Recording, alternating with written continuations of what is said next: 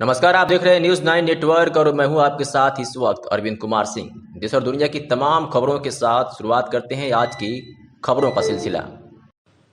Dudhwa tiger reserve हर साल की तरह इस बार भी प्रवासी पक्षियों में गुलजार होना शुरू हो गया है और एक फिर दुधवा पक्षियों की कलरव से गूंजने लगा है, जिसकी जानकारी मिलते ही सैलानियों में खुशी की लहर दौड़ गई है और एक बार फिर देश विदेश से सैलानी प्रवासी पक्षियों के दीदार करने और उनकी मनमोहक चहक सुनने के लिए लोग दुधवा में आने शुरू हो गए हैं। उधर प्रवासी पक्षियों के आने का सिलसिला शुरू होने की जानकारी मिलते ही पार्क प्रशासन ने यहां आने वाले सैलानियों के साथ ही हजारों मेहमान पक्षियों के स्वागत और सुरक्षा की तैयारियां शुरू कर दी है। तो दुधवा नेशनल पार्क से बढ़िया जगह कोई हो ही नहीं सकती। और इस समय जैसा कि मैं आया हुआ हूँ प्रवासी पक्षी देखने के लिए, जो कि हर साल यहाँ पर आते हैं दुधवा नेशनल पार्क में। और सबसे खास बात यह है कि जो प्रवासी पक्षी आते हैं उनकी चहचहाहट और उनकी खूबसूरती हम लोगों को यहाँ पर आने पर मजबूर कर रही है, जिससे कि हम हर साल आते हैं। जी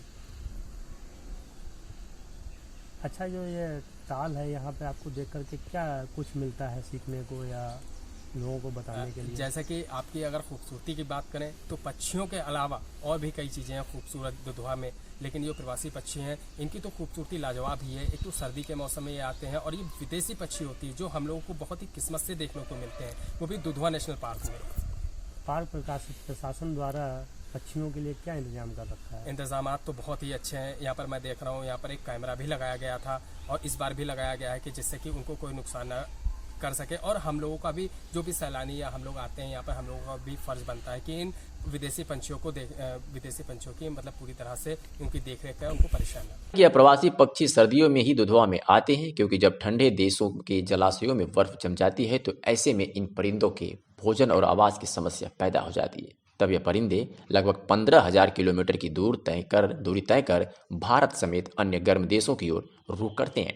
साथ ही आपको बता दें कि ये प्रवासी पक्षी नवंबर से फरवरी तक 4 माह प्रवास कर प्रजनन करते हैं, जिसके कारण इन दिनों तराई के जलाशय प्रवासी पक्षियों से गुलजार हो जाते हैं।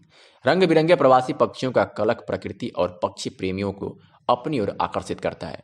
यूरोपीय देशों के अलावा मध्य एशिया, चीन, तिब्बत, साइबेरिया, लद्दाख आदि स्थानों से बड़ी संख्या में जलीय पक्षियों के झुंड तराई के जलाशयों में आते हैं।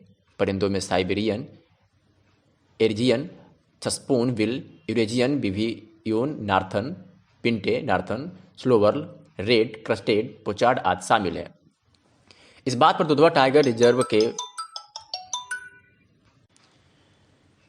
के डायरेक्टर संजय पाठक ने बताया कि आने वाले मेहमान पक्षियों की सुरक्षा और उनके भोजन का पार्क प्रशासन पूरी तरीके से ख्याल रखेगा, क्योंकि यह प्रवासी पक्षी हजारों किलोमीटर की दूरी तय करते हैं और यहाँ पर कुशलतापूर्वक टाइगर को प्रोटेक्ट तो किया ही जा रहा है, उनकी संख्या में भी खासा इजाफा हुआ है।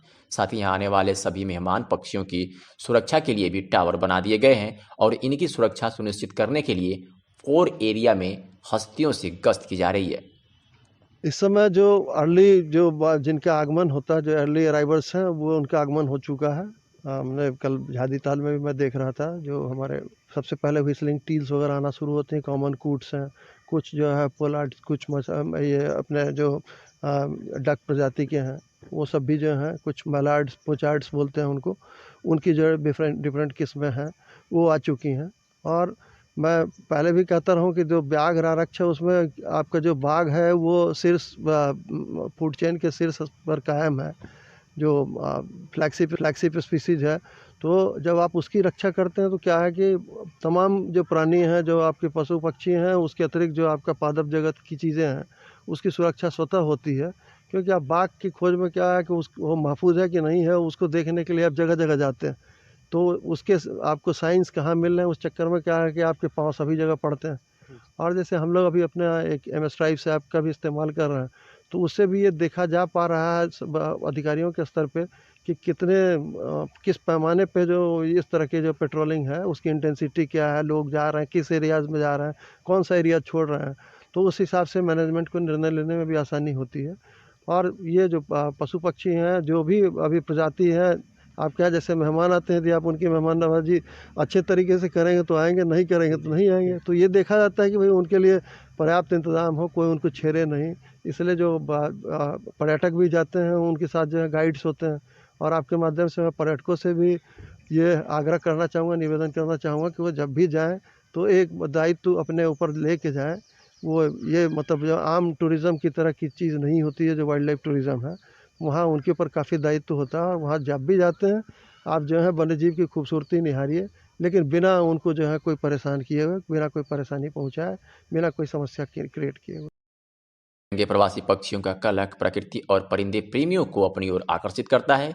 बर्ड वॉच के शौकीन और पक्षियों की गतिविधियों का अध्ययन करने वाले लोग भी इन दिनों जलाशयों के इर्द गिर्द डेरा डाल देते हैं। स्थानों से बड़ी संख्या में जलीय पक्षियों के झुंड तराई के जलाशयों में आते हैं, जिसमें लखीमपुर खीरी की सेमरई झील, नगरिया झील, मैनहन झील, रमिया बेहड़ झील, मोहम्मदाबाद शारदा नहर का सीपेज वाला क्षेत्र, किशनपुर सेंचुरी के छादीताल, शारदा बैराज, शारदा नहर, दुधवा नेशनल पार्क में सुहेली नदी और विभिन्न तालाबों समेत दर्जनों जलाशयों में प्रवासी पक्षी 4 माह के लिए आशियाना बनाते हैं। यहाँ उन्हें प्राकृतिक आवास और भोजन मिलता है।